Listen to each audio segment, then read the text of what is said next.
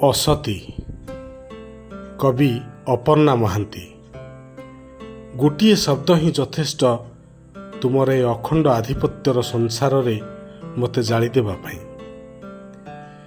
କେତେ ବୁଦ୍ଧି, କେତେ ଦୂରଦୃଷ୍ଟି, କେତେ କୌଶଳରେ ତିଆରି ଏ ଶବ୍ଦଟି, ତାହା ପୁଣି କେବଳ ମୋ ପାଇଁ ହିଁ ଉଦ୍ଦିଷ୍ଟ।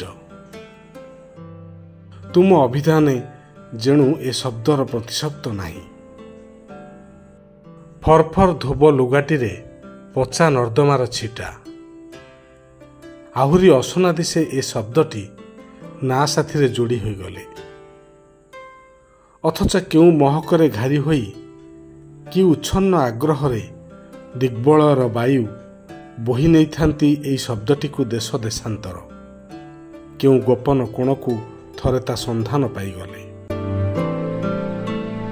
ଲଘୁଚାପ ସୃଷ୍ଟି ହୁଏ, ଅନ୍ତରେ ଅନ୍ତରେ ଝଡ଼। ଈର୍ଷାରେ, କୌତୂହଳର, ଲଗାମହୀନ ପ୍ରବୃତ୍ତିର, ଅସୂୟାର, କୁତ୍ସା ରଟନାର, ଅସଂଯତ ଆଦିମ ଇଚ୍ଛାର ଏ ଶବ୍ଦଟି ବିସ୍ଫୋରିତ ହେଲେ।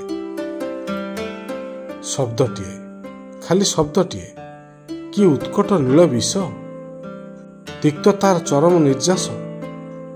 ଏସବୁ ଏକାଠି କରି କିଏ ତାକୁ କରିଛି ତିଆରି?